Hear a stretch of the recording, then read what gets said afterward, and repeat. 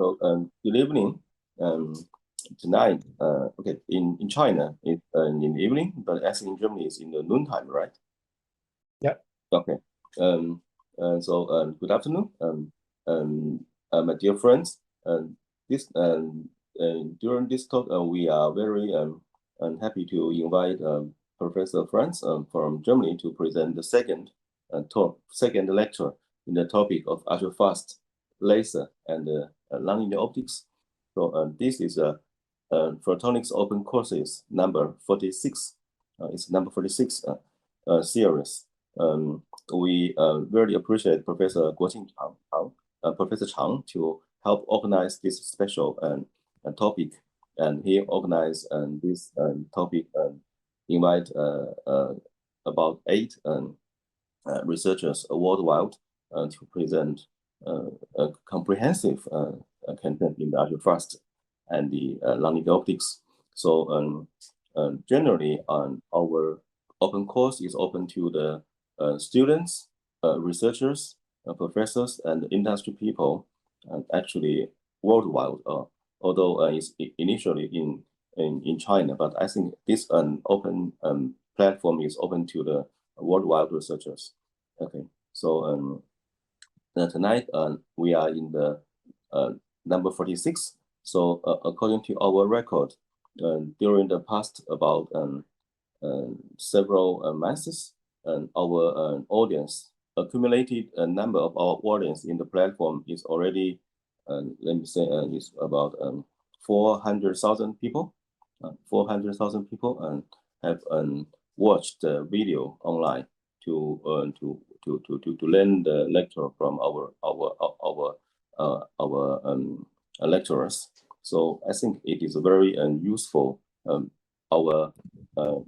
think it's a very useful and how to say, it's a link to organize the optics and photonics and to our students, to help our students to learn the wide range of photonics. So tonight we also invite Professor Chang to host this talk for Professor Franz.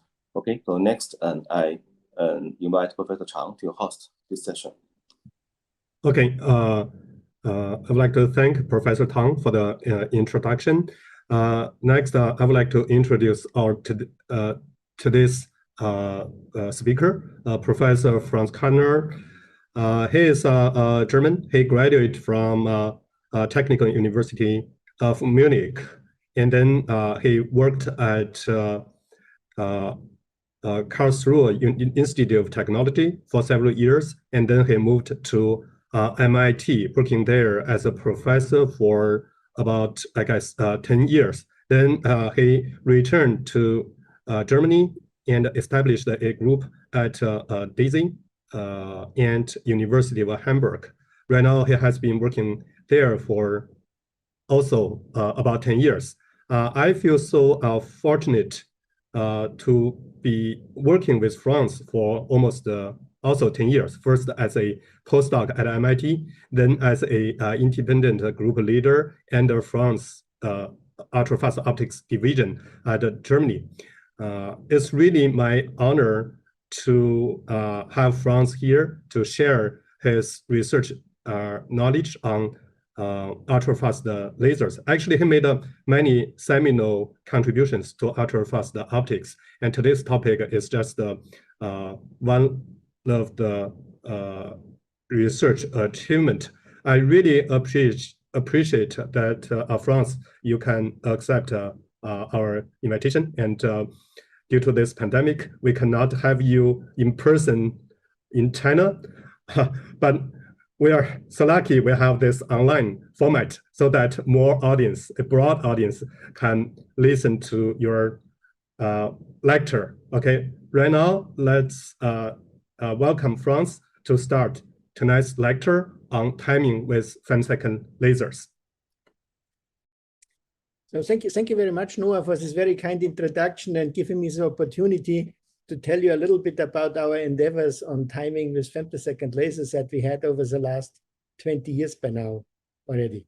Okay, So as Noah said, we are from University of Hamburg, and DESY is a German electron synchrotron facility.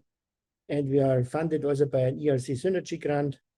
And we are from the Center for Free-Electron Laser Science. Where is that located a little bit? So actually, Hamburg just plans to transform the area where DESY, the German electron synchrotron facility, is into a science city, as many cities around the world do. And for Noah, that's a kind of view backwards, how it will change where he worked on, actually here in the Center for Free-Electron Laser Science over the next 10 to 20 years. And zooming a little bit more into this campus, because it's connected to this timing.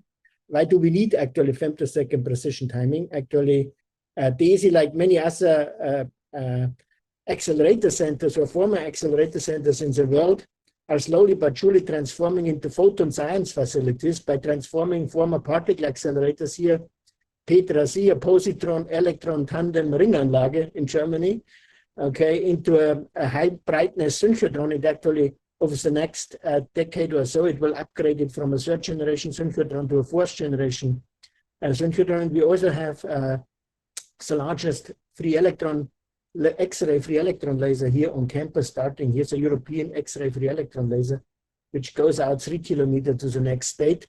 And we are active here in the Center for Free Electron Laser Science to develop either new technology for those machines or science capabilities that are then executed in these facilities. And we, of course, are geared.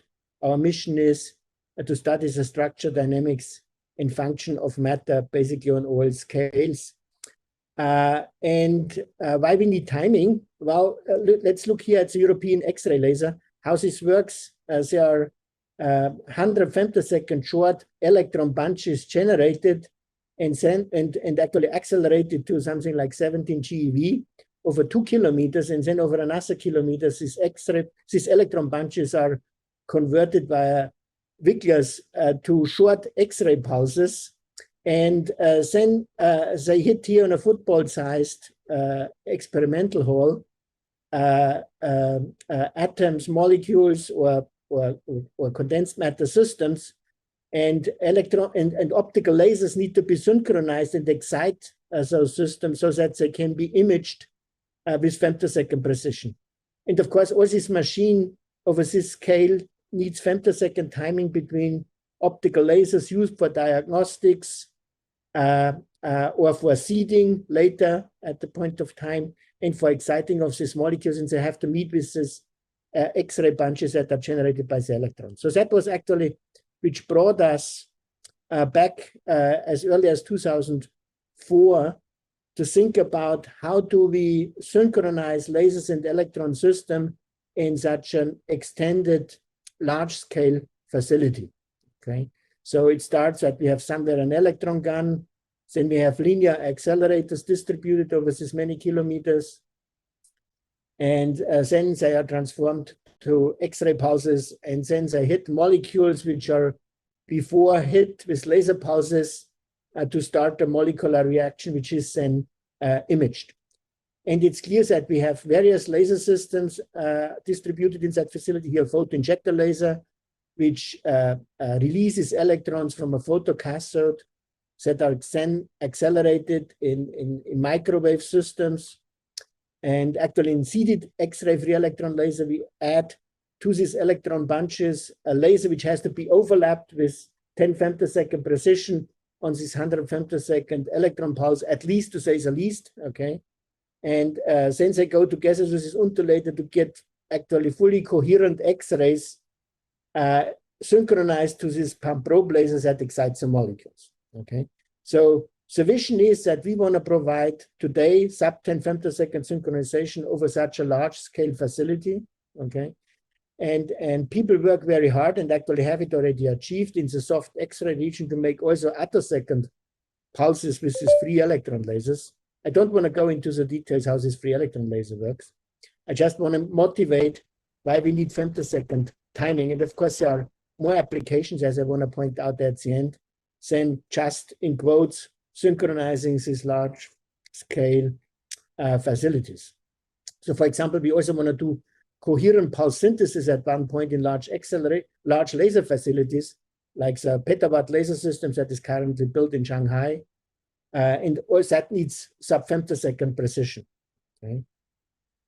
So in seeded FELs are actually already a reality in Fermi, and Fermi has already an optical synchronization system just like that, which I just described.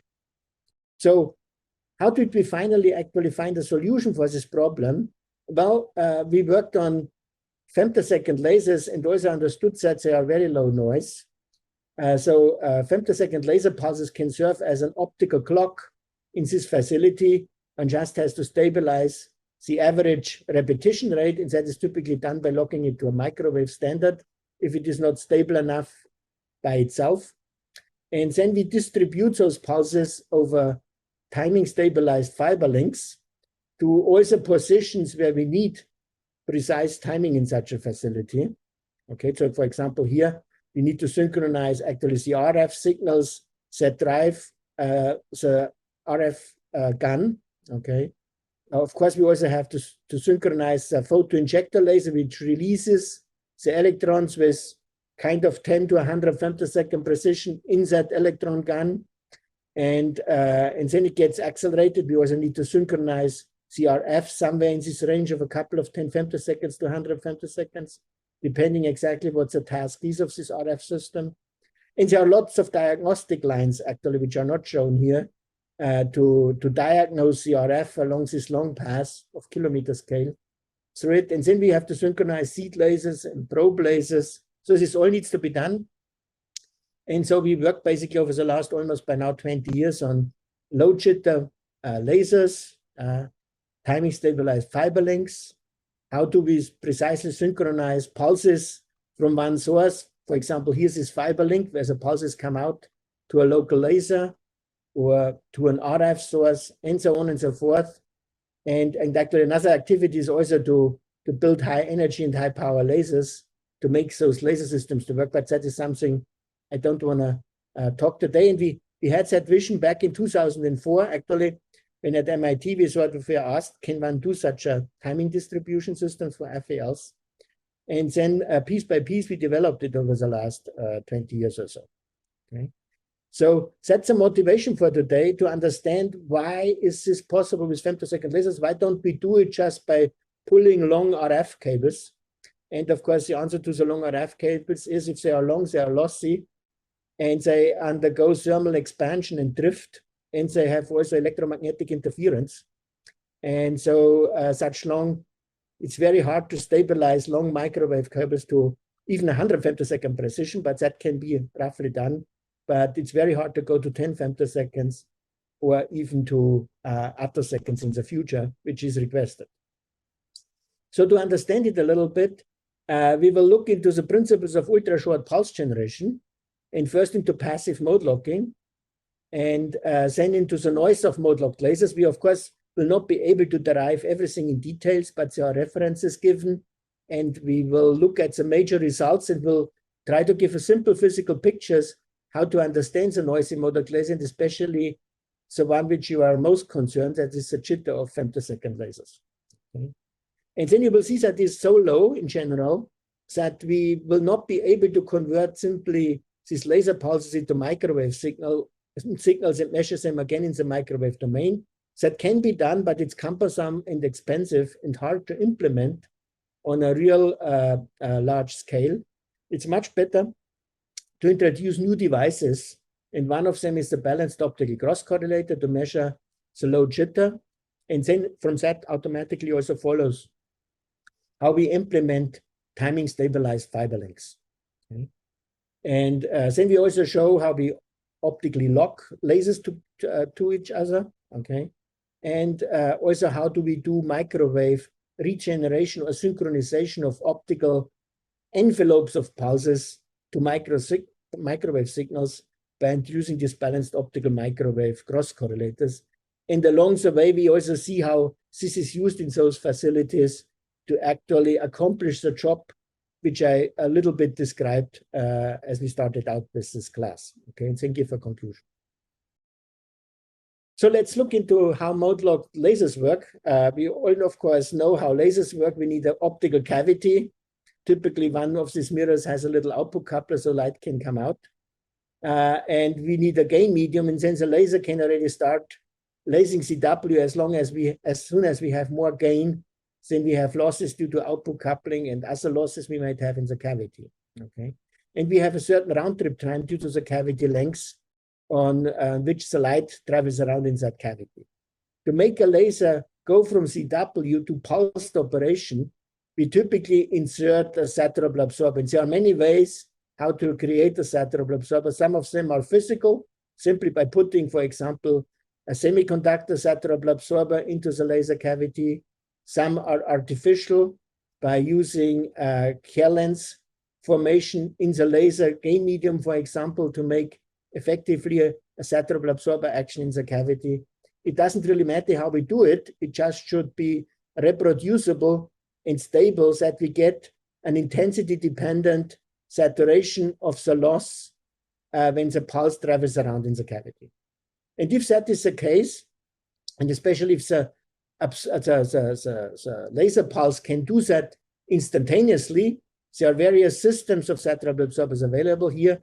For our basic concentration, we want to assume a fast saturable absorber, which we use especially today, mode locked to solid state lasers, because solid state lasers have a very low or a very high interaction cross-section or a low interaction strength with light. So the gain typically does not saturate within one pulse propagating through it. It is only saturating to a constant value with the average power of the laser, but the loss can saturate instantaneously with the laser. And so if you think that you travel along with the laser pulse in a certain time slot, what happens is that you get an instantaneous loss saturation along the pulse, and the pulse can open for itself a net gain window which supports the pulse, but actually has net loss in the back and in the front of the pulse, or in the front and the back of the pulse, let's put it that way, to make the pulse also stable. And of course, this continuously shortens the pulse because it always cuts something away from the wings of the pulse in the time domain to shorten it, and the pulse would actually collapse if we would have only this mechanism. But of course, every gain medium has a finite gain bandwidth. So as soon as you start to fill up with a spectrum, the gain bandwidth, this process gets into balance between pulse shortening due to the absorber and pulse lengthening due to filtering of the spectrum due to the finite gain bandwidth. And we create a short pulse. And once that has occurred, then a train of short pulses is emanating from this laser, okay? Because there is a steady state pulse running around in that cavity, and each time it hits the output coupler, a pulse comes out. And once this is in steady state, this is a fully deterministic system, as long as we don't worry about noise. And we get the pulse out of it with a stable pulse envelope, basically generated by this saturable absorber and gain interaction. Of course, in the laser cavity per round trip, we might have a difference between group and phase velocity. And if we look closely, the carrier wave underneath that envelope is not completely locked. Actually, there can be a shift between carrier and envelope per round trip that shows up, which is shown here actually. So if we have a carrier frequency and an average group velocity and average phase velocity per round trip, we will get a carrier envelope phase shift per round trip, this delta phi c. And we have a round trip time, which is basically 2L divided by the average group velocity here in the cavity, if L is the length of that cavity.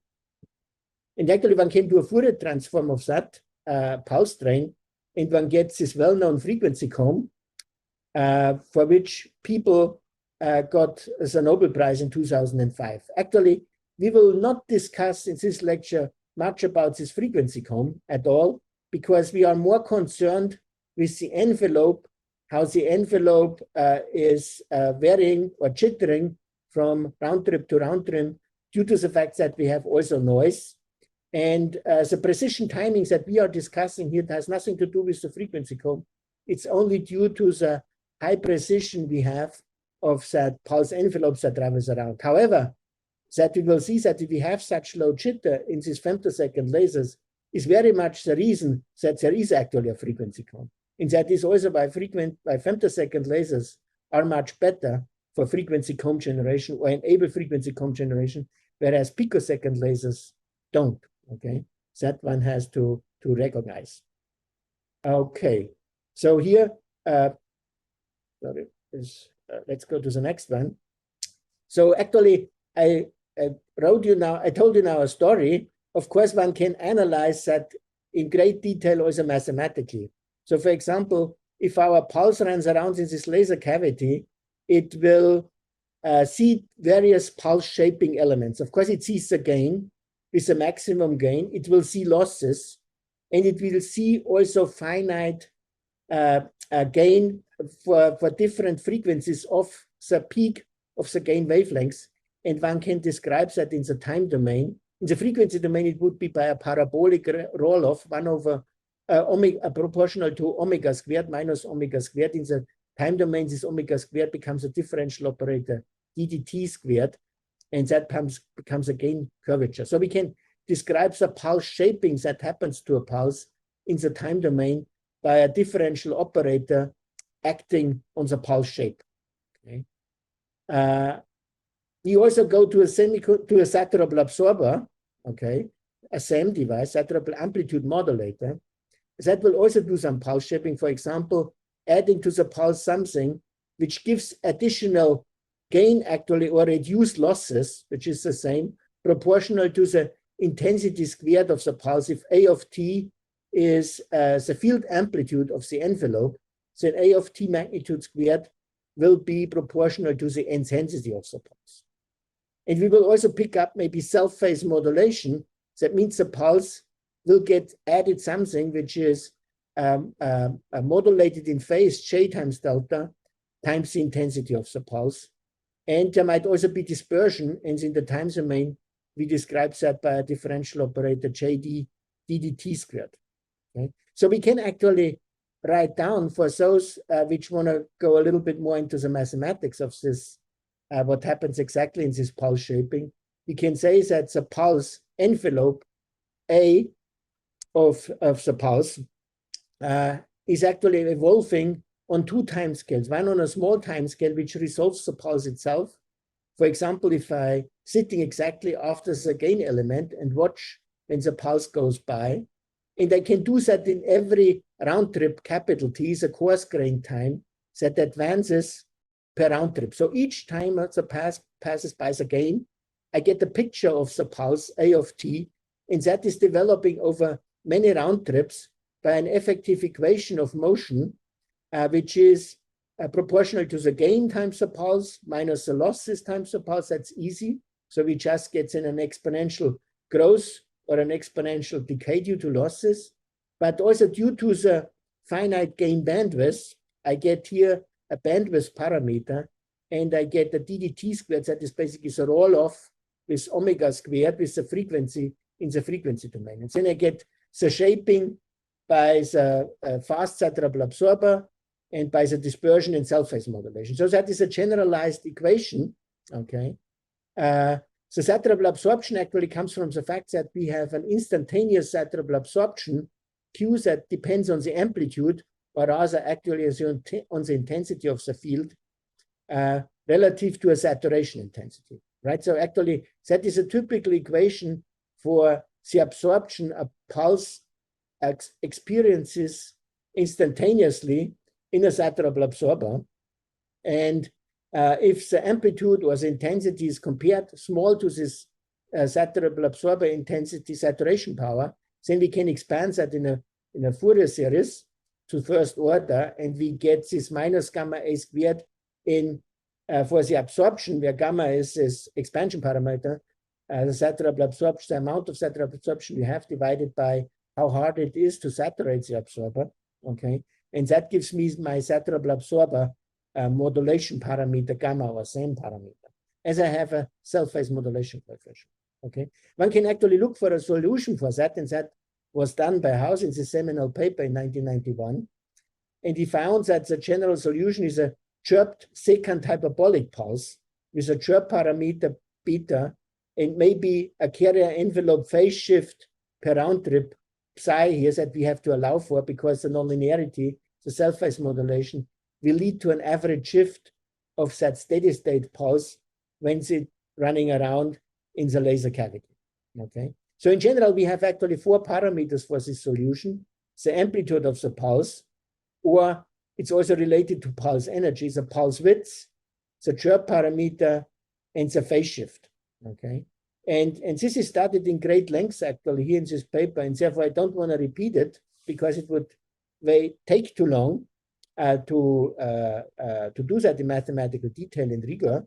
But what I can tell you is, if, for example, the satrap absorber coefficient and the dispersion, and the self-phase modulation coefficients and the dispersion and the gain filtering is roughly matched to each other, then there is actually a very low chirp here, or negligible chirp, and we basically have a second hyperbolic nice pulse solution with a pulse width that is mostly determined by the same parameter here, the gain bandwidth and the energy of the pulse.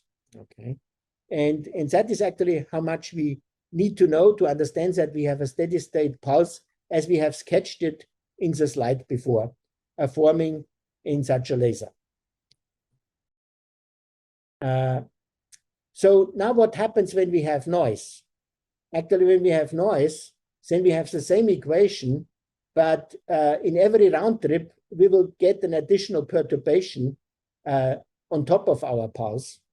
And for example, random noise, for example, is a spontaneous emission from the amplifier, okay? And also that was analyzed by Hauser and Mekotzi a couple of years later, okay? And we will take away here the most important results from that analysis. What happens is that the pulse, actually never mind whether that pulse is exactly close to a soliton. I don't want to go too much into detail because this is not that important. But in many lasers, the dispersion in the self-phase modulation leads to a soliton-like pulse, which is a balance between dispersion and self-phase modulation. And when you have noise in the present and also other pulse shaping mechanisms, which are not that dominant in that laser, then you get a steady state.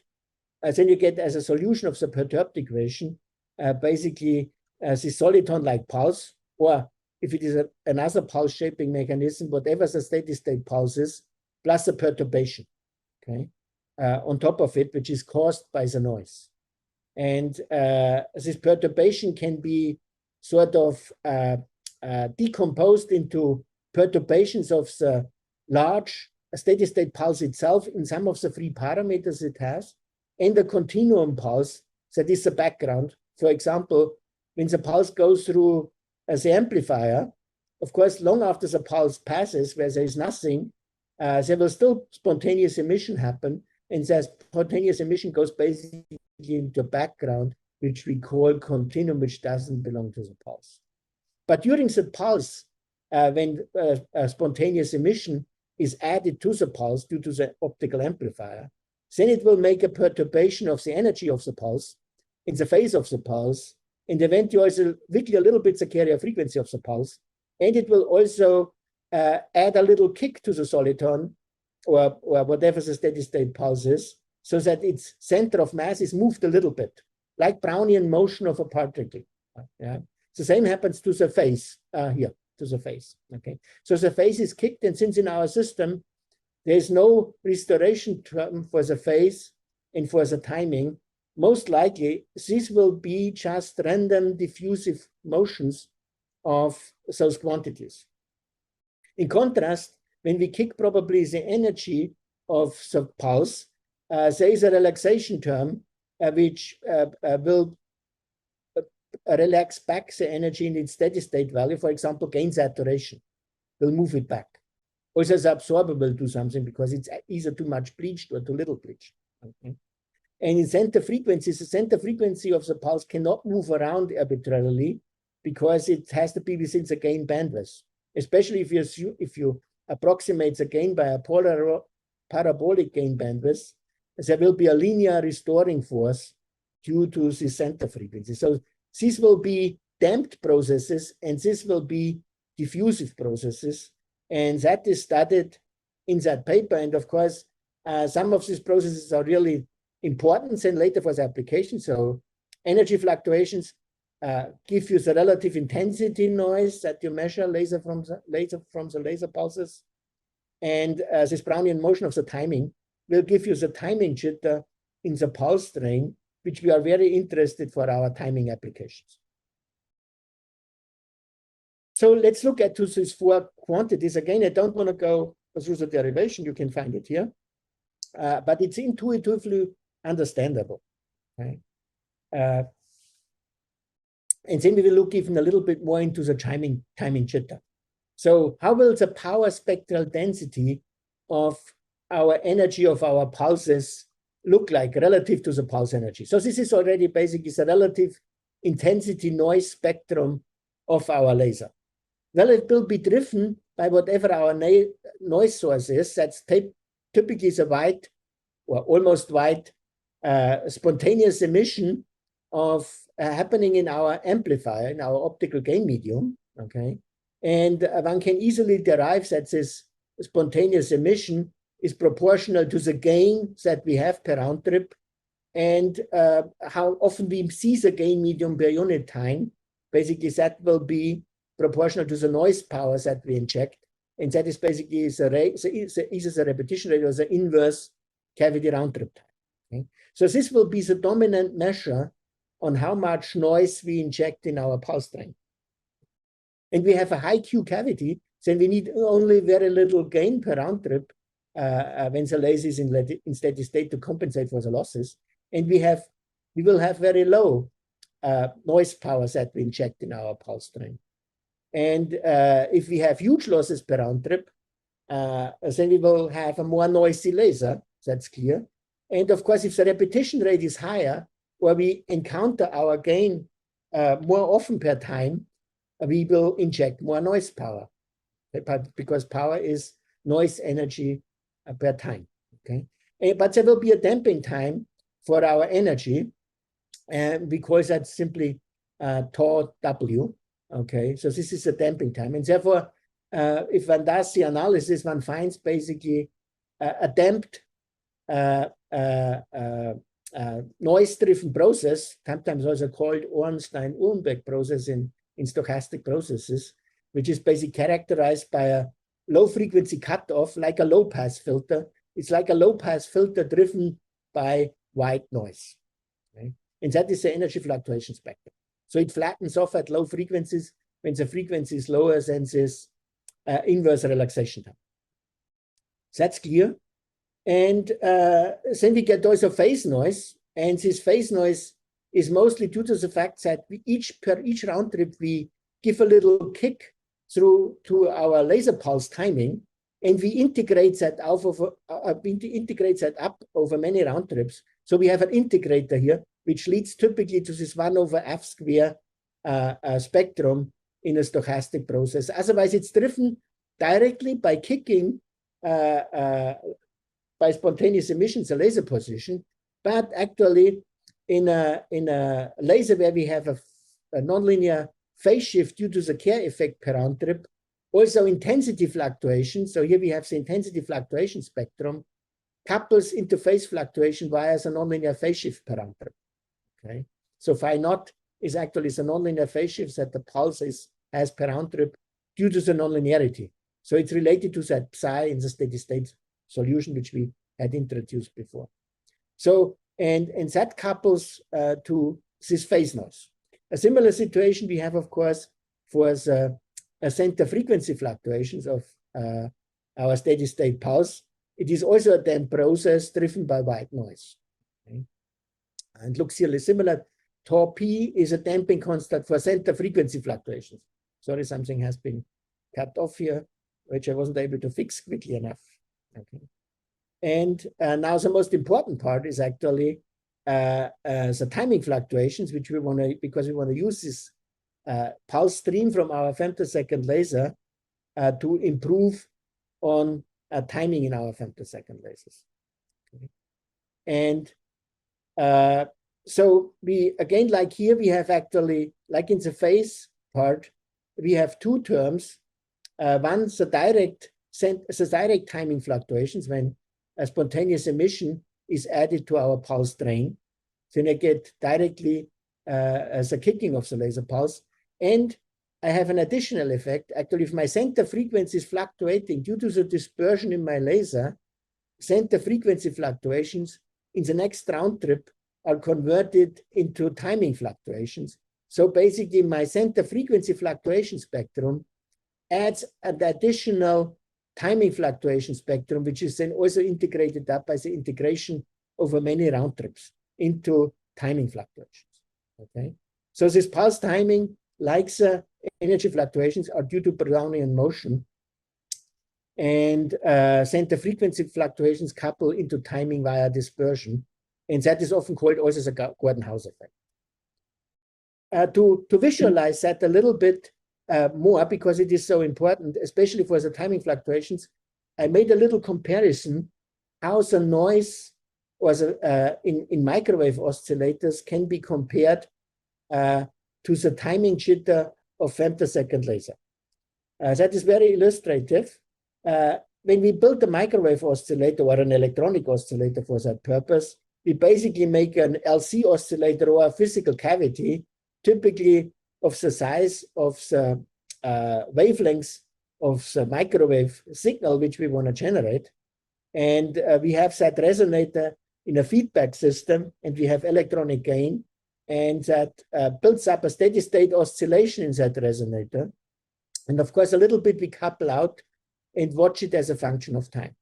And of course, there is losses in that resonator because we couple something out. So thermal noise fluctuations couple into the oscillator.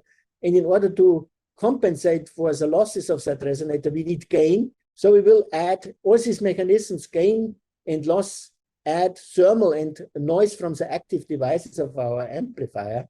And typically they are uncorrelated and are spontaneously added to that signal. It's like adding broadband microwave noise to this steady state signal. And you see immediately when you add noise here, depending on the size of the noise and depending on the magnitude of the oscillation, you smear out the zero crossing of that microwave signal. So if you watch that microwave signal evolving from the resonator over a long time, you will see that this zero crossing gets washed out between successive signals. So if you watch a whole ensemble of such oscillators, of course, you see immediately that there is something like a phase diffusion over longer times due to this noise added.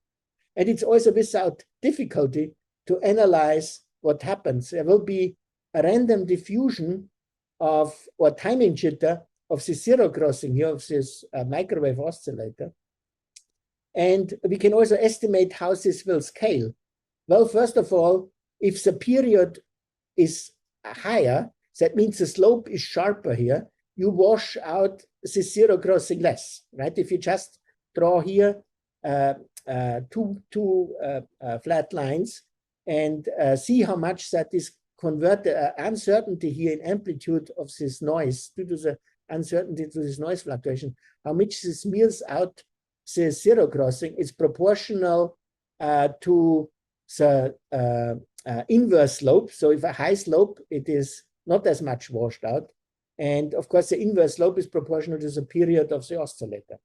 Okay. And since we look at the fluctuation squared, because it's a random quantity, as this will increase with time, this uncertainty, and this increase will be proportional to the period square of that microwave signal. And of course, it's also less if the signal is higher. So if we have more energy stored in the resonator, so it's proportional to the amplitude squared. And of course, it's also proportional to how much noise I inject into the cavity. And for a microwave cavity, that is KT, so thermal energy per cavity decay time, that is the noise power that is injected into the cavity. Okay? And there might be a factor of 2 because gain is equal to losses, but we don't care about this factor of 2. So that is how the line width of a microwave oscillator scales as a function of frequency, stored energy in the microwave oscillator, temperature, and cavity decay time, which is also proportional to the inverse. So this is proportional to the Q of the resonator. Since both the energy and the cavity decay time are proportional to Q, the line width of an oscillator goes with 1 over Q squared. Of course, going to a very high Q microwave oscillator makes a very good microwave oscillator, as we know.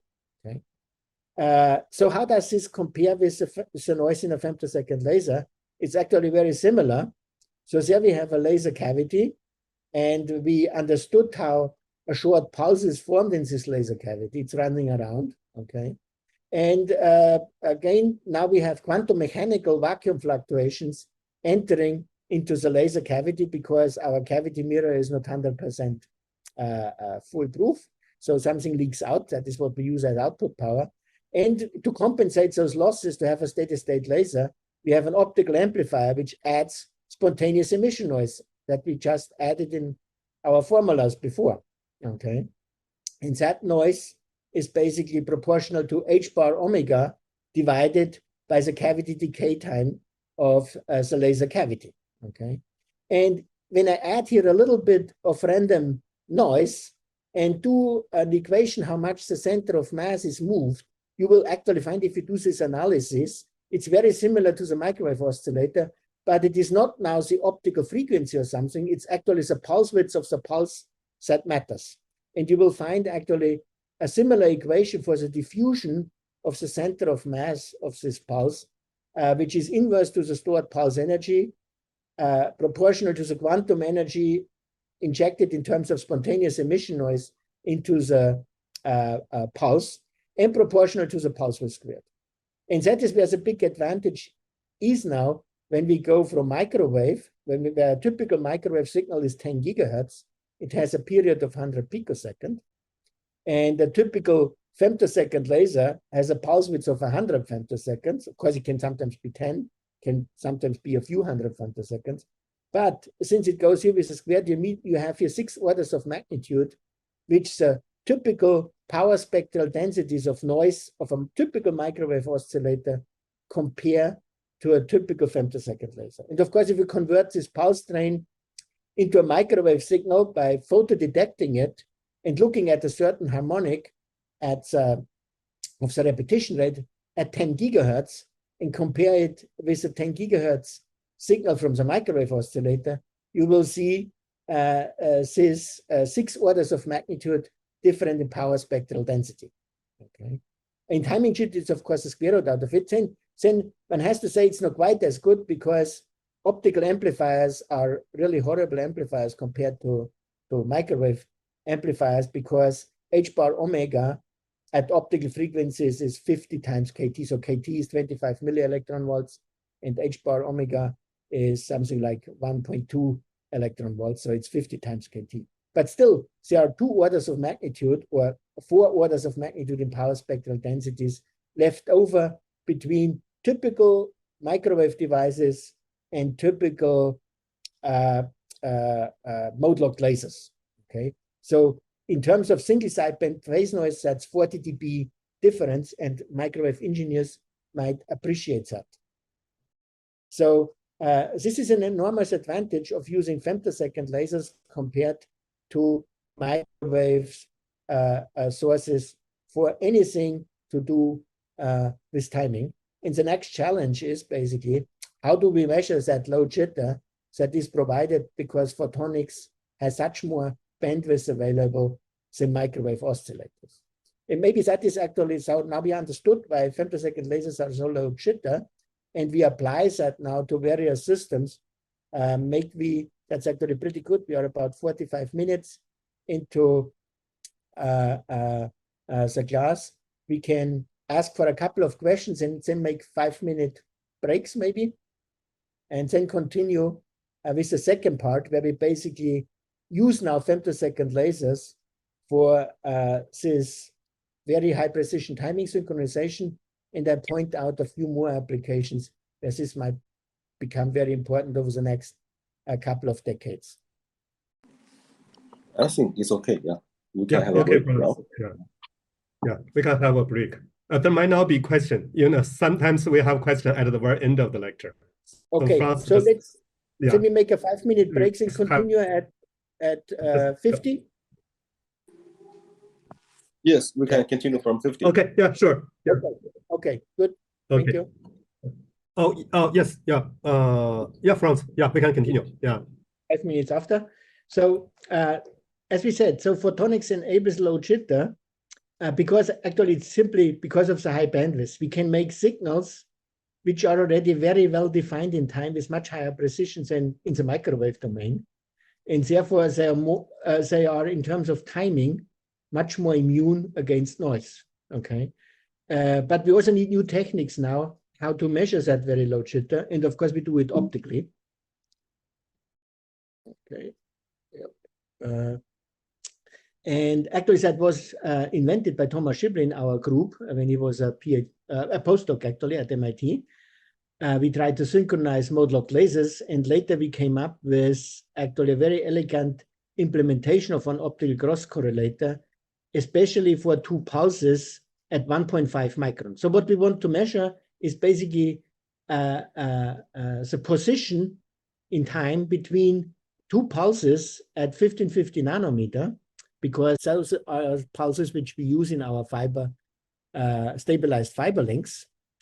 And how do we do that? And a simple implementation and very stable in time that we need is basically to sensor 2 pulses in orthogonal polarization here, X and Y polarization, into a type 2 phase-matched periodically poled KTP crystal.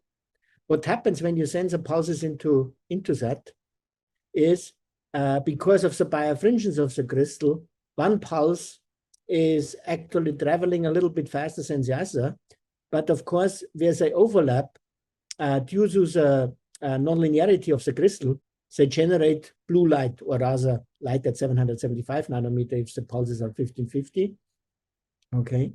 And if the pulses are spaced close to each other in the right way, then one pulse will overtake the other pulse and will generate a certain amount of blue light during the passage through the crystal.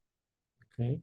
And then we reflect as the infrared pulses back to the crystal, and the blue pulse we let transmit, so it's a dichroic reflector, could be also actually deposited directly at the output of the crystal. And then the infrared pulses continue to propagate through the crystal. And the faster pulse, of course, outruns slower pulse, but during that time, it also will generate a certain amount of blue light. And that we take out at the end of the journey back through the crystal. And then we put both pulses on a photodetector, on a balanced photodetector, and register the output. Okay, and that implementation was first done by Jung-Won Kim, who is now a professor at KAIST, also during the time we were at MIT. And we see what happens when the pulses are actually already shifted relative to each other at the beginning. So if the fast pulse is already before the pulse, then we will generate only significant blue light in the forward path, and in the backward path, they are not overlapping anymore.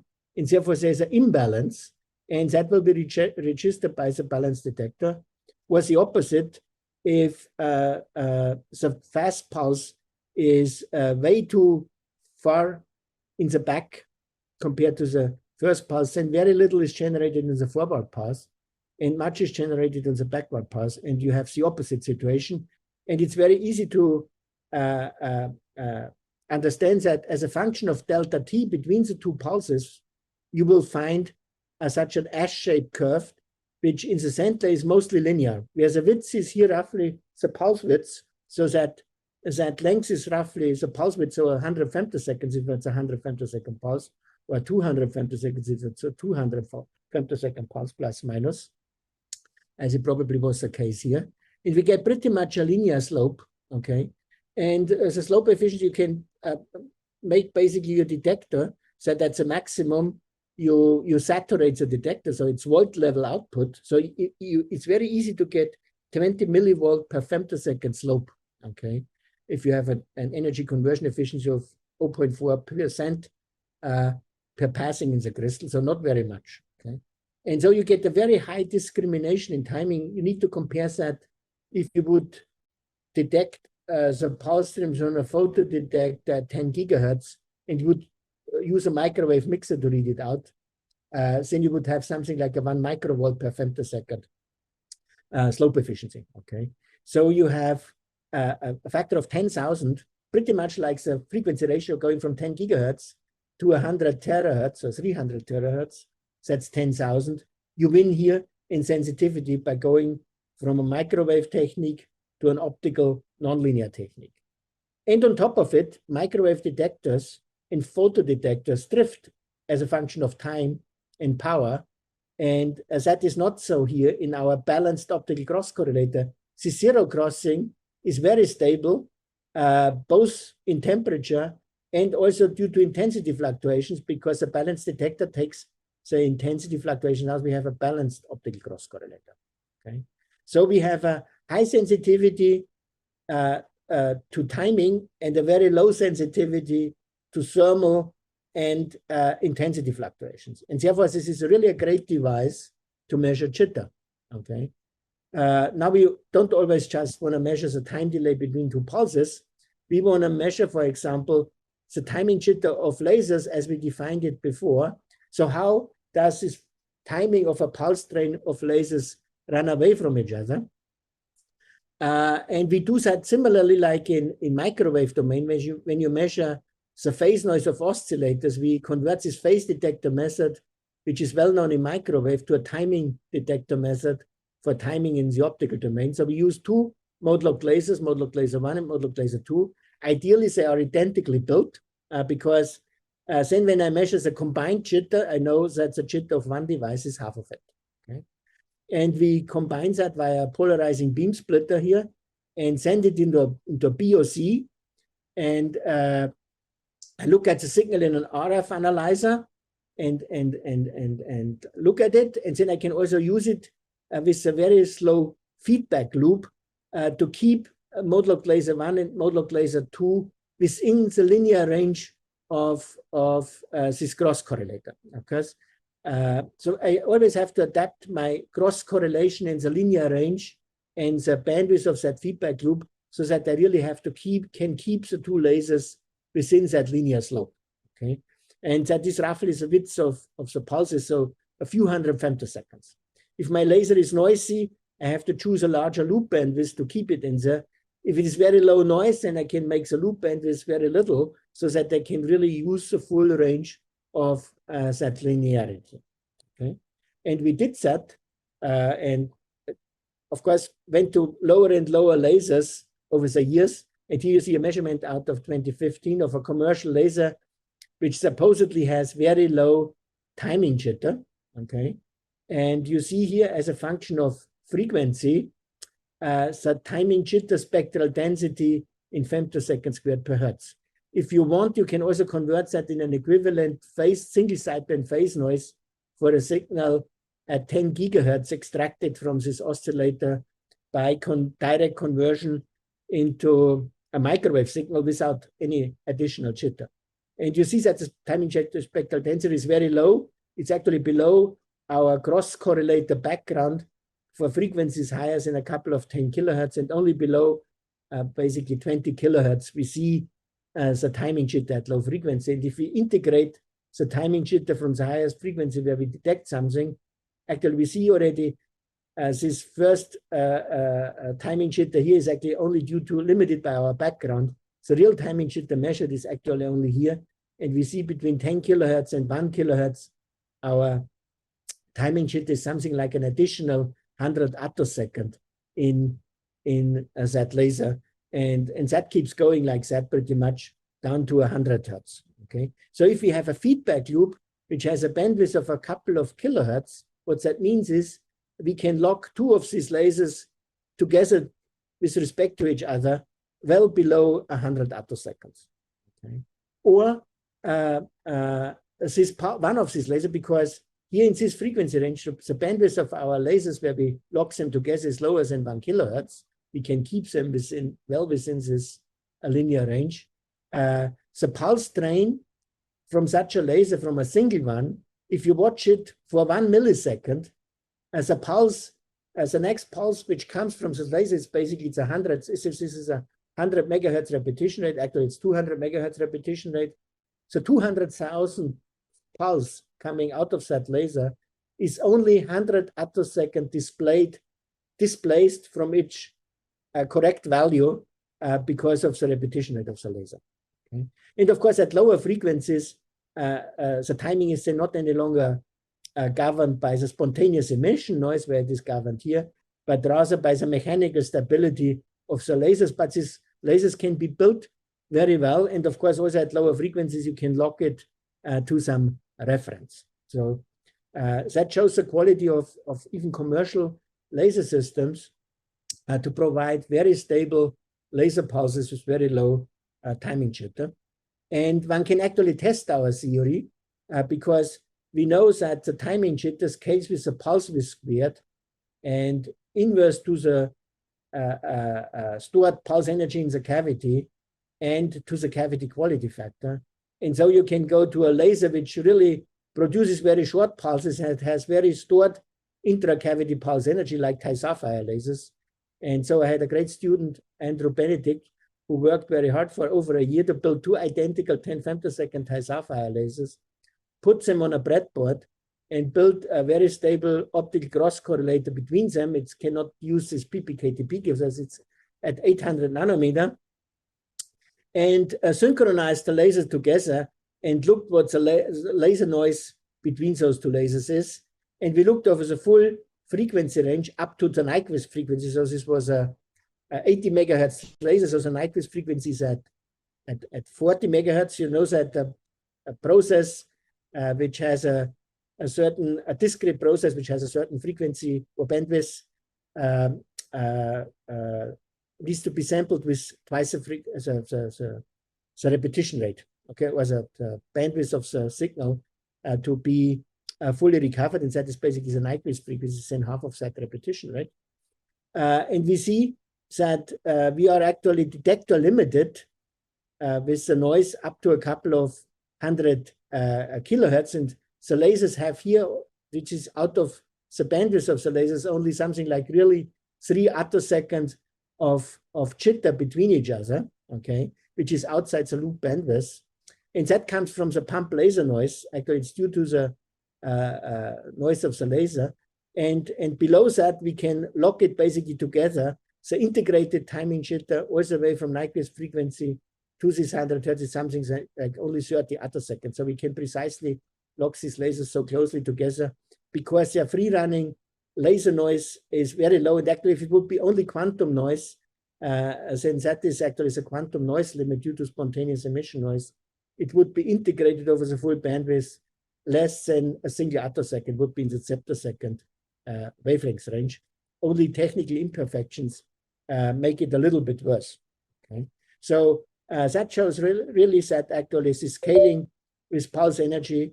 That, for example, solid-state lasers are much better than fiber lasers in providing very low jitter pulse strengths because of the higher stored pulse energy in solid-state laser, and the shorter pulses typically enabled by solid-state lasers compared to fiber lasers, and also cavities. Actually, this can provide almost a factor of 1,000,000 here compared to a fiber laser.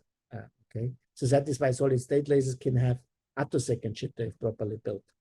So that also gives us a huge degree of freedom to further improve all the results you see by going more and more to the use of solid-state lasers in these low jitter timing systems.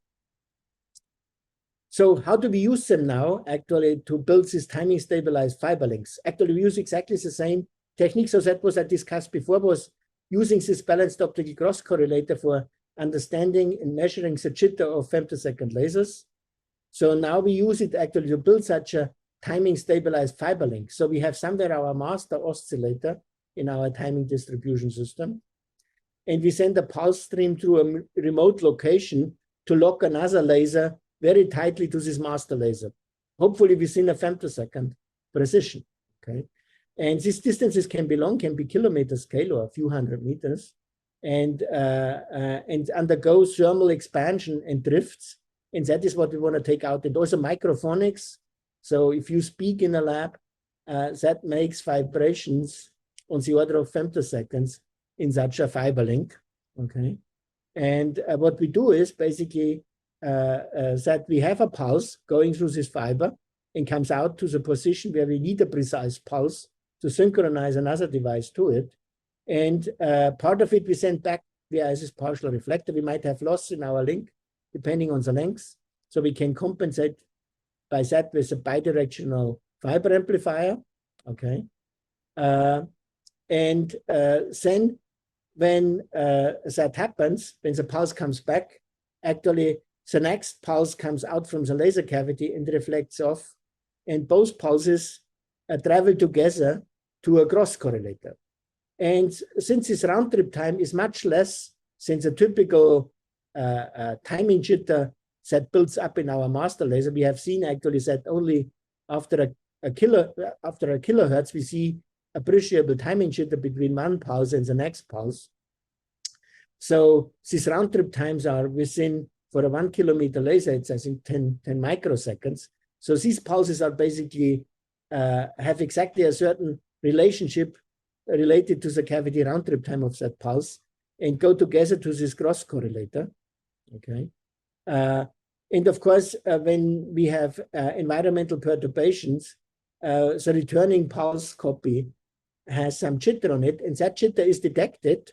And once we detect it, we feed it back either to a fast fiber stretcher for the high frequency fluctuations, or for the big thermal changes to a delay line that can take out centimeters if necessary, due to the thermal expansion of a fiber due to environmental changes. Okay? And then we can actually take out even power drifts, which are on a long time scale, to eliminate slight drifts in power, because there might be a displacement in the beam when it goes through this motorized delay, so that we compensate for it. That can be done by actually feeding back on the amplifier gain to keep also the power really stable. Okay? That can be done even over internet, over TCP/IP connection. And with that, we can make links at the old time. So that was around 2010 when we make first links. Here you see a stability of such a links over 1 week of operation, continuously monitored. And if the feedback loop is not closed, then you see drifts on the scale of picoseconds. That actually is the black curve. That is, if there is no stabilization of the link, you get 50 picoseconds drift plus minus for the day and night cycles, mostly temperature, okay, of the different days. But when you switch on your link stabilization, then you have drifts on the order of a 5 femtosecond RMS. Okay, peak-to-peak drifts are a little bit larger. So that was around 2010 when the DESY team built first of these links at Flash, and we helped Fermi to implement such a system in their facility. Today, we have pretty much improved that, mostly also due to the use of a PM fiber, which was developed together with OFS. We can make polarization maintaining fiber links over large distances and get rid of polarization mode dispersion issues. And then you see you can really achieve what the system promised. You can show, for example, here for 2 days of operation, something like that, RMS stability of better than 100 attosecond in link stability. That we can do. And actually, we also founded a little spin-off company, Cycle GmbH, where we can now make fully automated systems. We implemented such one in the Dalian coherent light source in Dalian back in 2017. You see the team here. And you see, for example, a typical commercial link has even sub-femtosecond performance today over many hours of operation. And you see in loop, you can read off actually how much the temperature is fluctuating in the laboratory at certain periods of time. That is just a switching on of the temperature, and that would lead to large drifts, and the feedback loop takes it out to a level of sub-femtosecond performance. So now we can do very stable pulse transmission over optical fibers.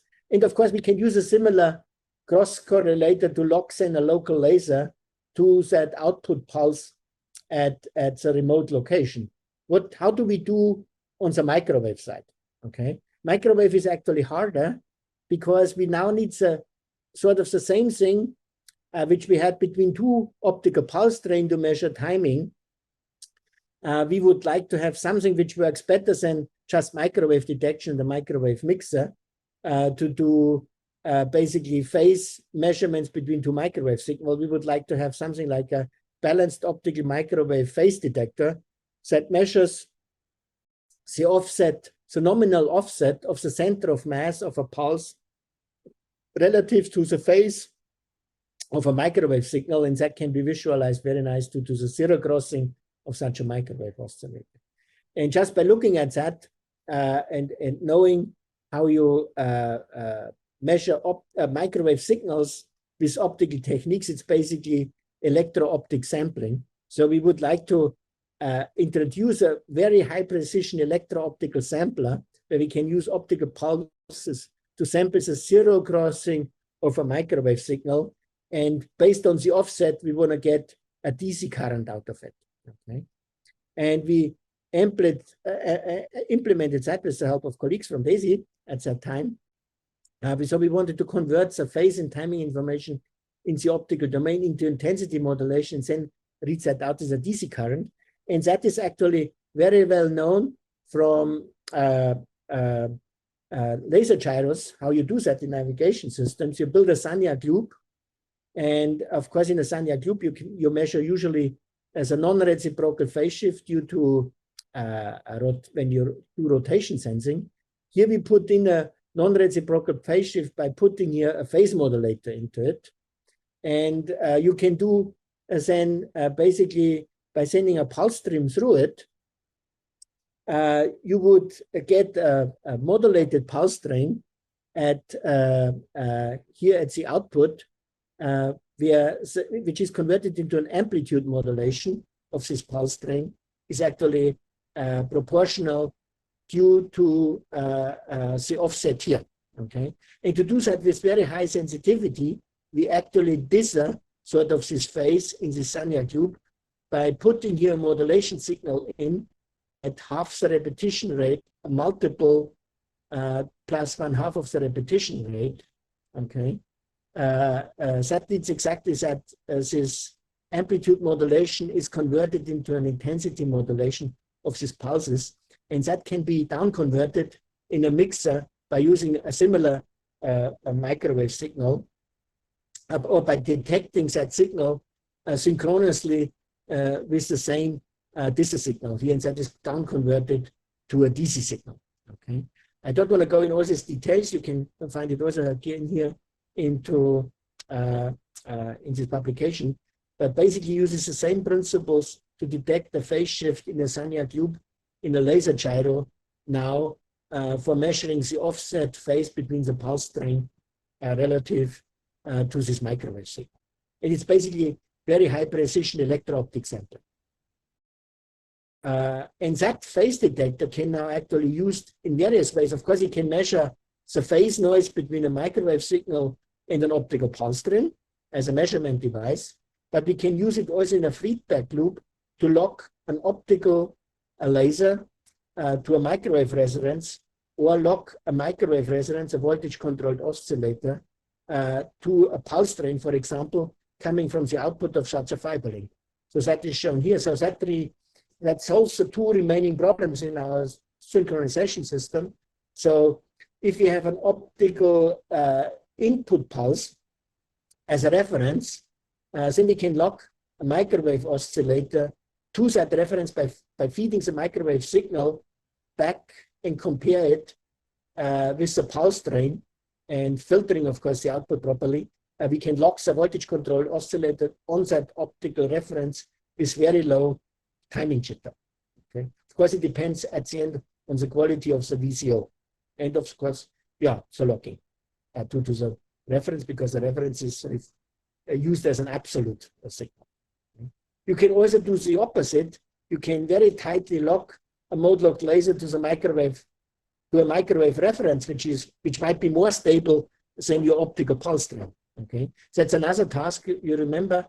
And initially, we wanted to actually lock our optical master oscillator to an RF signal, which is supposedly to be even more stable. to keep the average repetition rate of the laser log. So we can do our feedback loop like that. We take the output of the mode locked laser and compare it with our RF reference signal and feed it back to the repetition rate of the mode locked laser via a piezoelectric transducer, for example.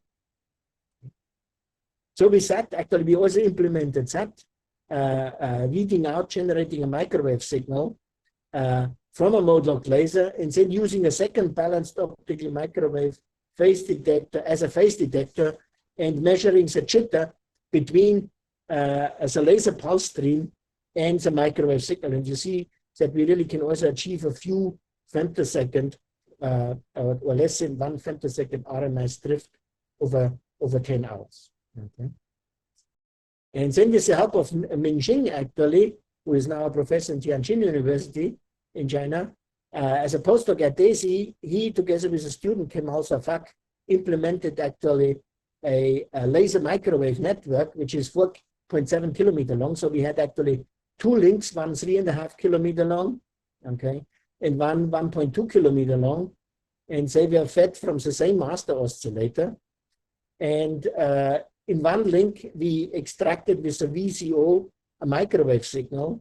And in the other link, we actually locked a remote laser similar to the master oscillator to the master oscillator.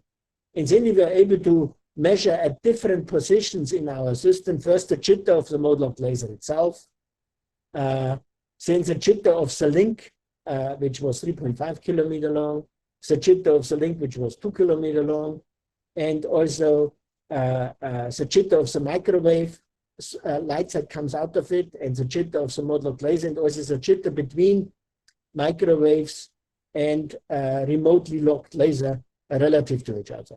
Okay, and we did that basically, and looked over both high frequency noise, so 1 hertz to 1 megahertz, and over very long times to 1 microhertz, which is something like probably a couple of days. Okay, and we could confirm that both the links were locked to sub-femtosecond precision. That was the highest precision because these were optical locks, which can be done very precisely. And of course, that is also why the remote laser is very tightly locked to it. So it adds just 100 attosecond of jitter to lock the laser to that link output. Okay.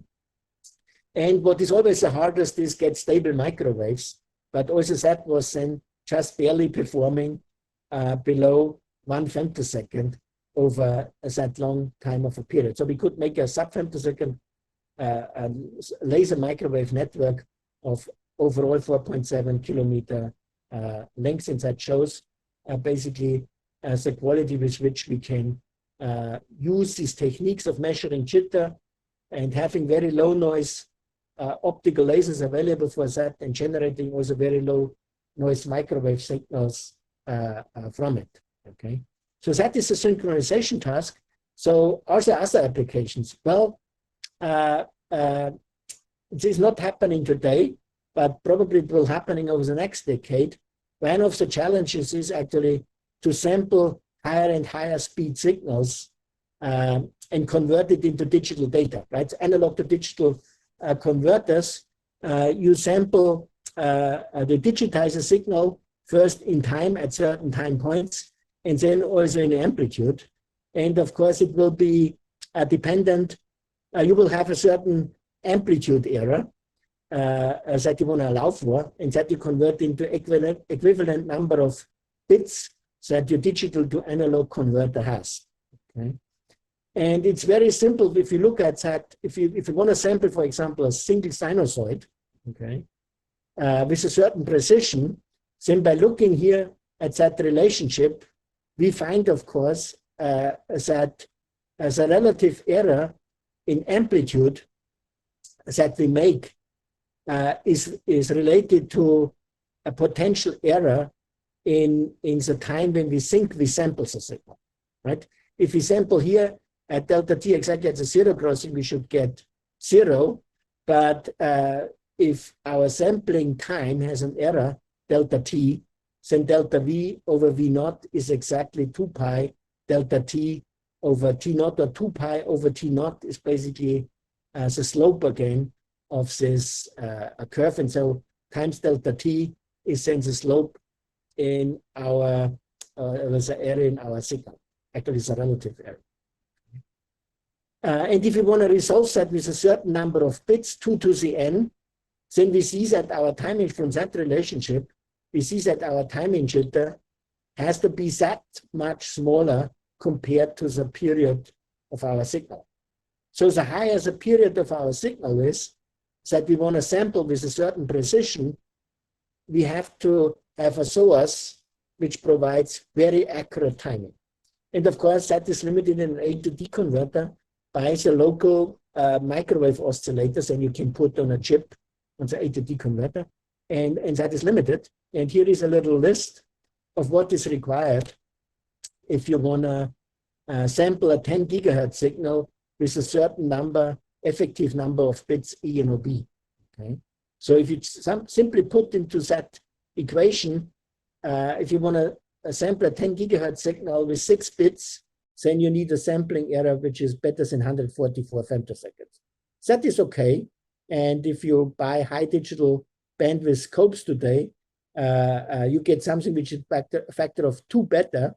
So you probably get 1 bit more, 7 bits at 10 gigahertz, or roughly 10 bits at 1 gigahertz, right? That converts to it. So a factor of 1,000 better if you make a factor of 1,000, if you reduce your speed by a factor of 10, yeah, get 3 bits better. Sorry, not 1,000, 2 to 3 bits better by a factor of 10.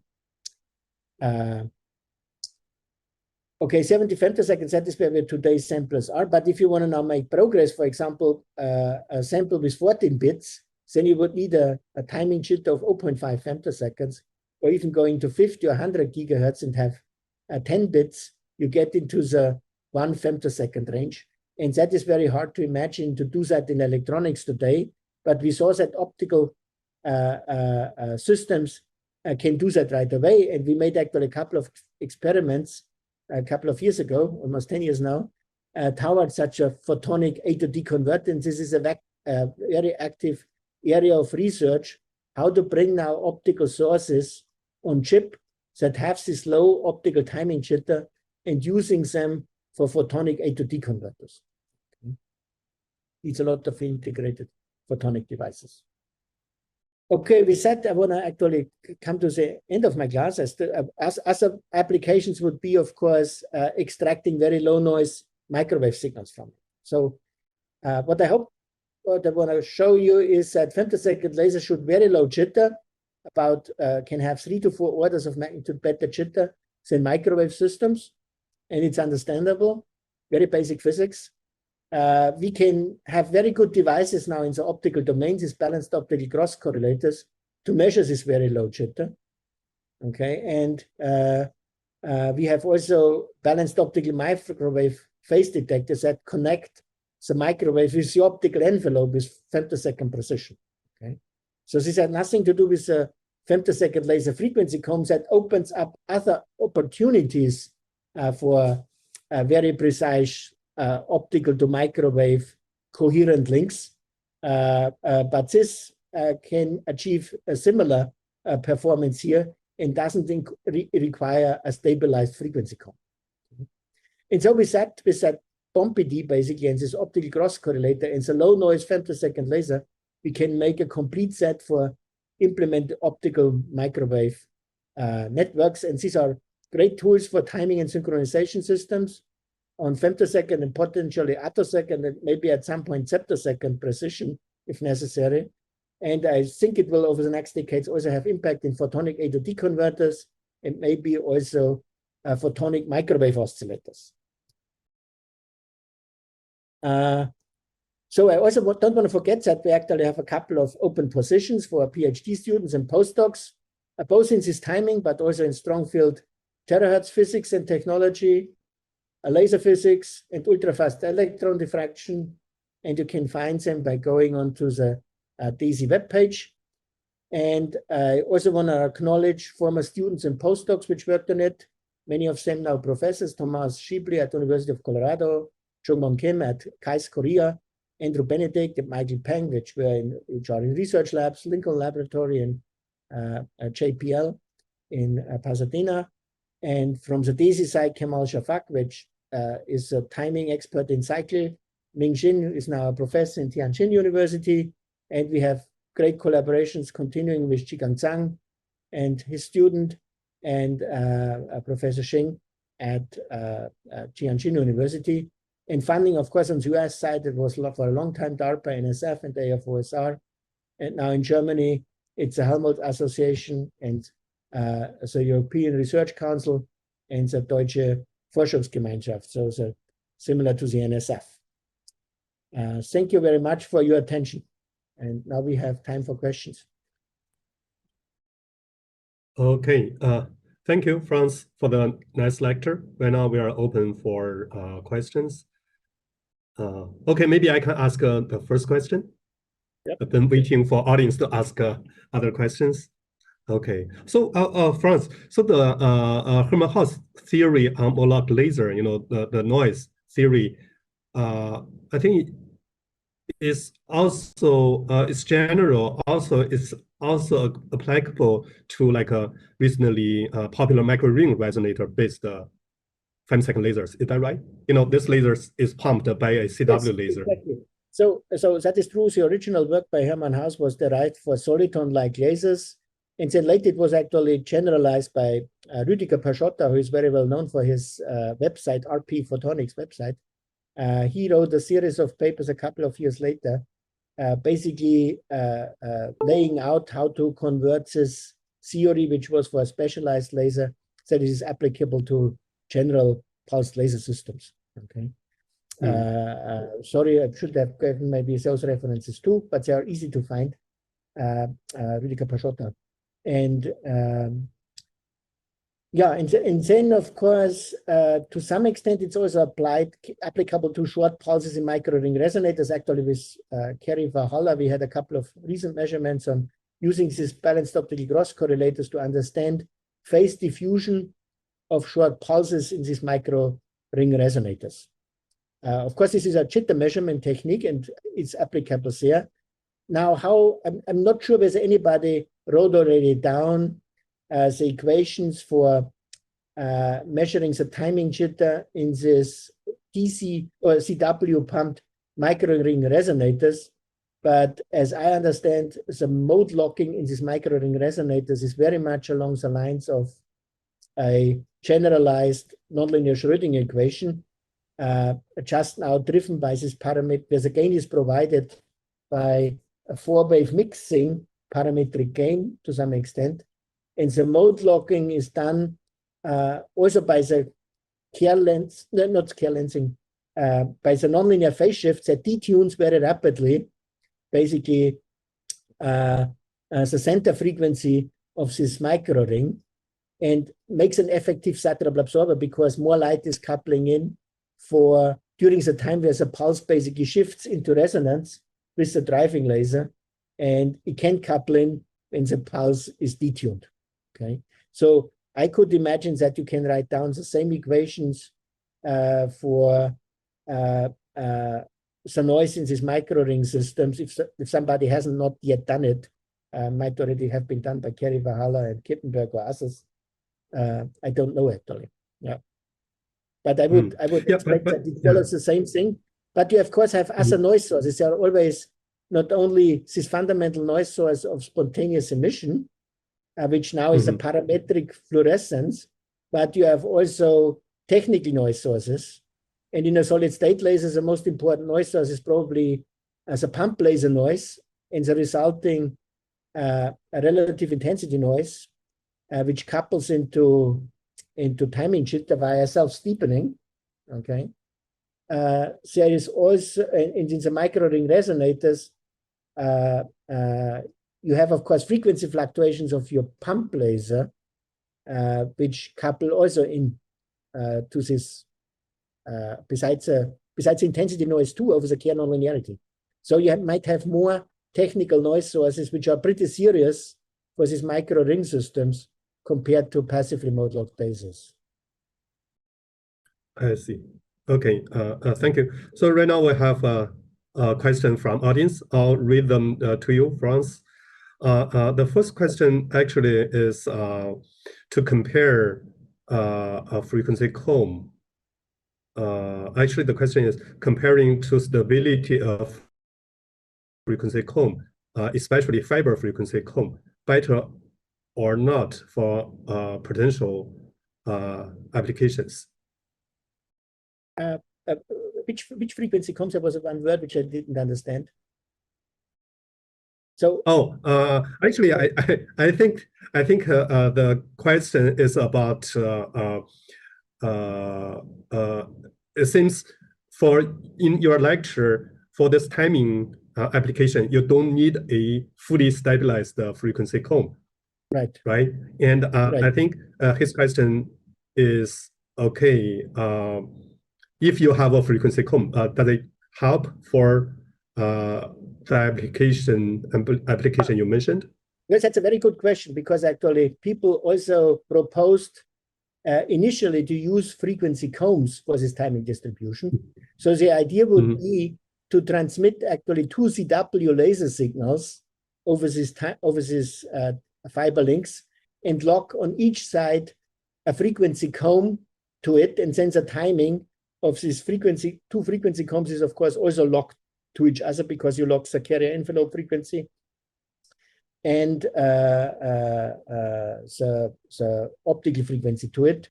Alternatively, you could stabilize actually, I guess, the combs on each side, FCO, so have completely stabilized combs on each side and have 1 CW laser transmitted to basically lock an additional comb line on both sides to it. Then you would think both systems are also absolutely synchronized to each other. And I think there is a little bit of a problem because what do you now, how do you lock, so how do you stabilize the link? If you stabilize it interferometrically, then you stabilize actually the phase lengths of the link, okay? But the pulses in the laser run with the group velocity. So I don't remember all the details. There is a little bit of a tweak to it because of this difference between phase velocity and group velocity in the fiber link. One has to, actually people try to do that and they found some problems. So actually Russell Wilcox of LBNL, together with Ronald Holzwart, tried to implement that timing systems and they run into some problems, okay? Because to that, on top of it, you have another problem, and that is now you need a femtosecond laser frequency combs on every side, where on every remote location. That becomes a very expensive system, and we know all frequency combs are a little bit more temperamental than the femtosecond laser on its own. That is already a little bit temperamental, maybe. So your probability for not working in such a system goes up dramatically.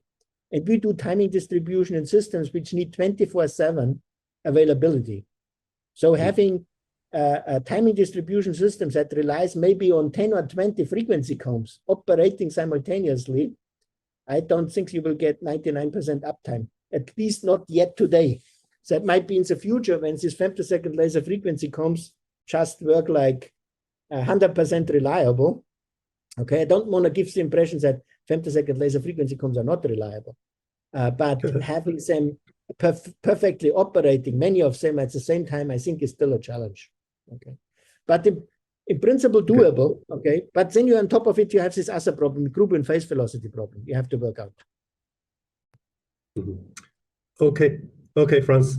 Okay, so next question is, can you talk a little bit general about whether lasers at new wavelengths will be interesting for the topic? Because it seems you're always working on 1.5 micron, right? How about other wavelengths?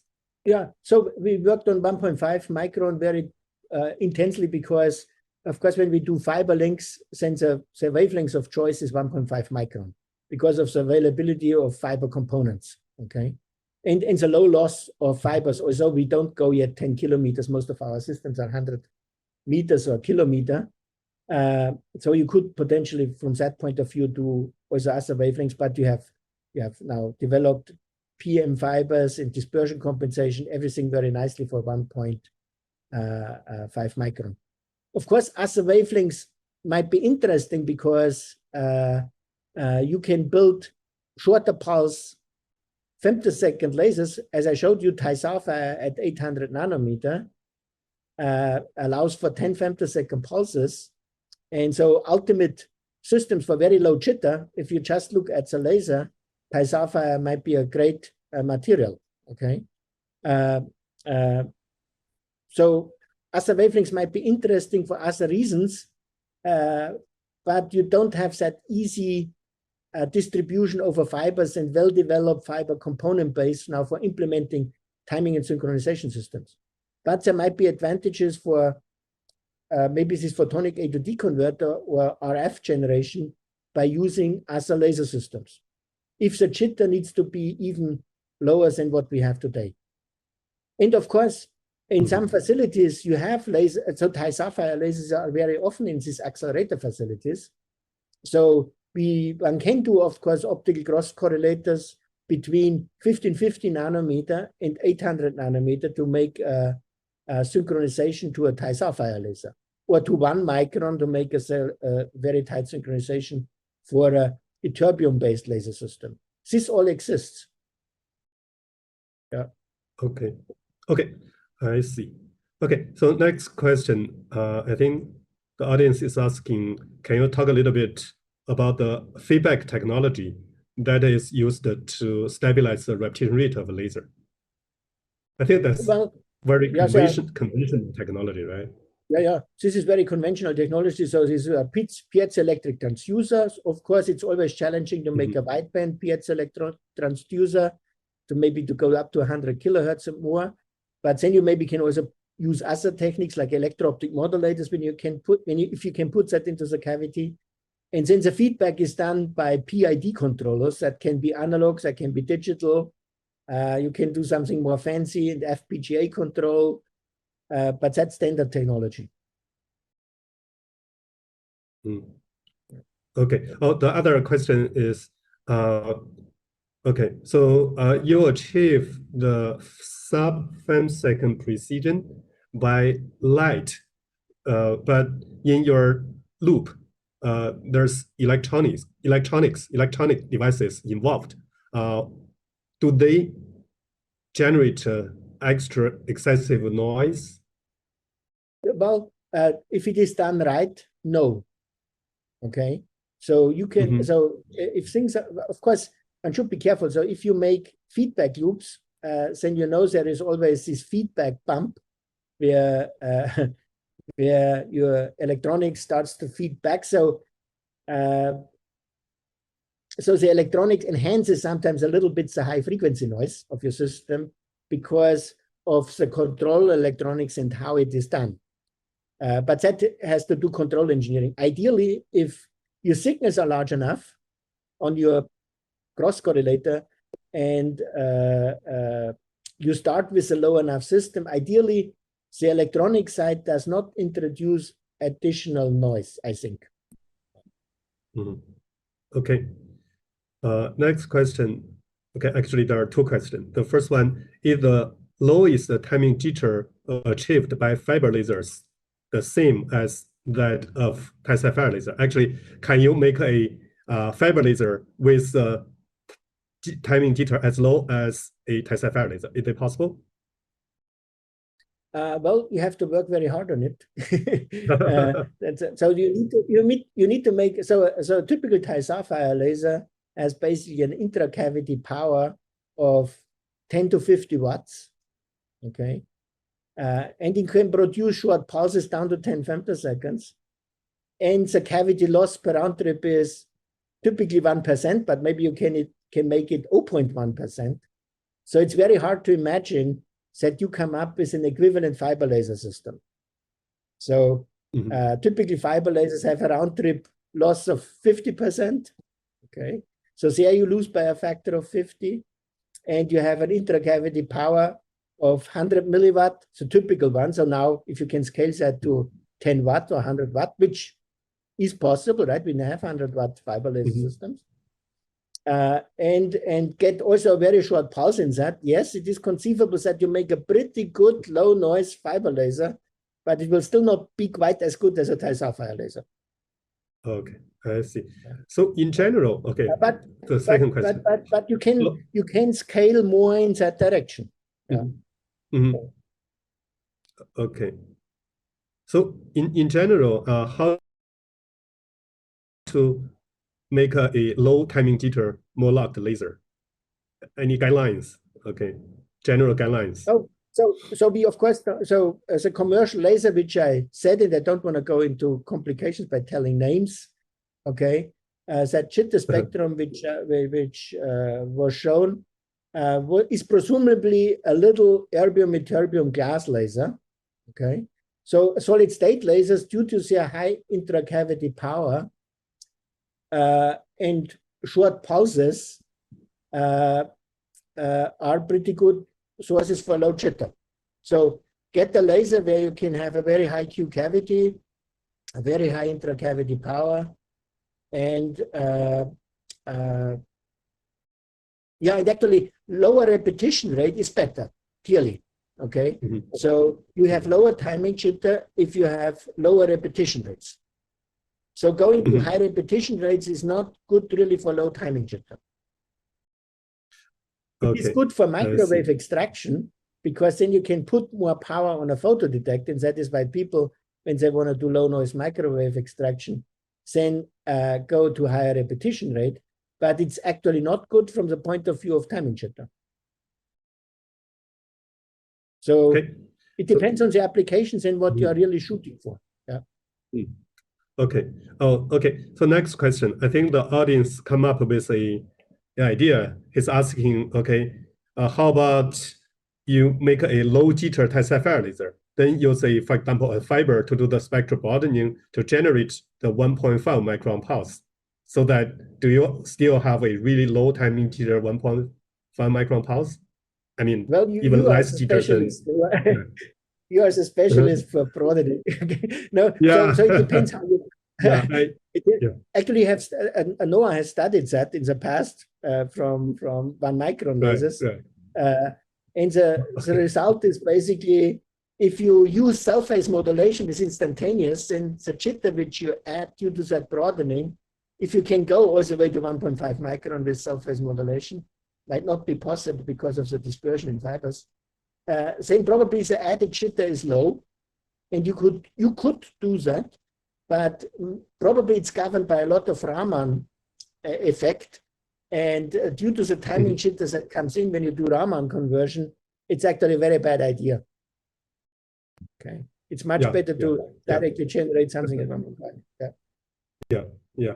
Actually, if you do the nonlinear spectral broadening to generate a 1.5 micron out of 800 nanometer, the nonlinearity will convert your relative intensity noise into the timing jitter of the 1.5 micron pulse. That comes on top of it. Yeah. Okay. So the other question, the jitter of VCO is different. Locking bandwidth is limited. It means all the RF reference are different. Do you have some idea to solve the problem? So besides what you already mentioned, I don't have an idea. Okay, so you are completely right. So when you have a VCO which has a certain phase noise, and you are limited by what your bandwidth is in the feedback loop, you are of course limited by the out of loop jitter of the VCO. So if the VCO is not good enough, you cannot improve on that easily. You will be always limited by over which bandwidth can you feedback on one of the signals. So if your feedback loop has only a bandwidth of 1 megahertz and you lock two systems together, you will always be limited by the out of loop jitter of those two sources, which is beyond 1 megahertz. You first could follow up. You could first do a link to get into a certain range, and then think about a second loop where you have an actuator which might not move very much anymore, but has much more bandwidth, and try to eliminate the remaining jitter. That is what you could do, to do it in stages. Okay. Okay. Let's see whether we have questions from audience in the meeting. Oh, we got another. Got another one from Dalian, Professor Wu. Probably, Franz, you know him. He's asking, at what jitter level the fiber oscillator starts to make a difference with Tesla oscillator? Oh, with type sapphire oscillator, of course. So a regular fiber laser does not even come close to the jitter of an ideal type sapphire laser. So of course there are commercial type sapphire lasers, and commercial type sapphire lasers typically have limitations on how they are built in the range of a few femtoseconds. And a few so in a bandwidth of, let's say, 10 kilohertz. Okay. And actually fiber lasers are equally good to that level. So the fact that the technical performance of type sapphire lasers in the 1 to 10 kilohertz range are due to technical effects not very much different from fiber lasers, one has to say. Franz? Yeah. This is Gurong. Hi, Gurong. Hi. How are you? Hi, Franz.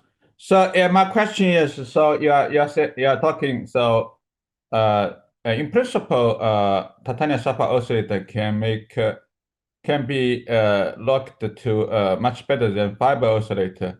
So I mean, yes. But in reality, for, let's say, for Free-Electron laser system, for example, the one in Dalian, we are looking at, let's say, maybe 10 femtosecond or 20 femtosecond. So I guess my question is, so at which jet level we have to be careful about the oscillator? So fiber lasers start to become much harder to achieve the target jet performance. Yeah. So again, one has to really look at the technical aspects of the laser you have. It's very hard to say something very general. Okay. When you really apply it. So because of the technical noise sources. So what we discussed here in the class was really fundamental noise limits. Okay. Yeah. So if one would build type sapphires better than the current ones you can buy, you could definitely lock to attosecond performance. Okay. Whereas typical fiber lasers, or fiber lasers, even if they are built very well, actually fiber lasers come very close, due to their mechanical stability and everything, come really close to their fundamental limits. And those are, I would say, the best ones you can buy are at the 1 femtosecond level. Okay. In this 10 kilohertz range, I would say. Okay. Whereas type sapphires, due to their larger cavities and free space setups, they are not so stable. Okay. And therefore they reach also only this few femtosecond level, I would say, in this 1 to 10 kilohertz range. They can lock. Okay. So the fiber oscillator still can be good enough for many applications, right? Yes. So if you are satisfied with, I would say, 1 to 10 femtoseconds, one should be able to do that all with fiber lasers, depending now exactly on which one you have and how well it is built, and how you do your feedbacks and your PCTs and everything. Okay. Thank you. Okay. Do we have further questions from the audience? Oh, we have one more coming in. Okay. It's a long question. When we use the Moloch fiber laser, when we use the Moloch laser to lock the microwave VCO, how to solve the problem of the low frequency timing jitter drift of the laser? As we know, the repetition rate of a free running Moloch laser is changing all the time. In other words, when we're talking about timing jitter, do we need to consider the low frequency timing jitter power spectral density? Yes, it depends on the application. So of course, if you need an application which also needs very low timing jitter or drift below 1 kilohertz, then you need to reference mode-locked laser to something stable. Okay, which stabilizes in the cavity of the mode-locked laser. And one option is, for example, use a quartz crystal oscillator and lock it to it. Okay, which is in the low frequency range. Typical microwave oscillators are better than typical laser cavities. Or you build a really stable laser cavity, okay, and get rid of all the additional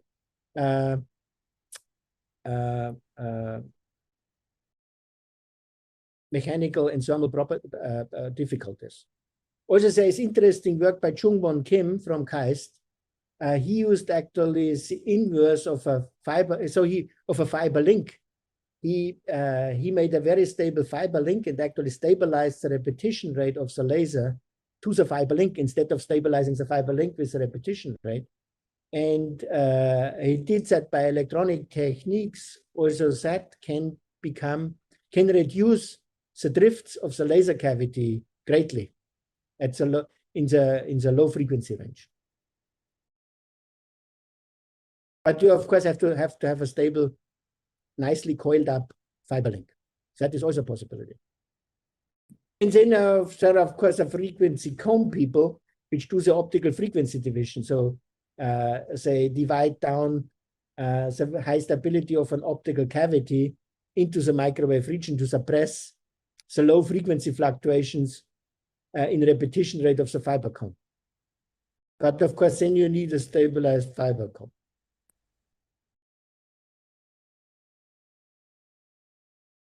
Okay. Any further question?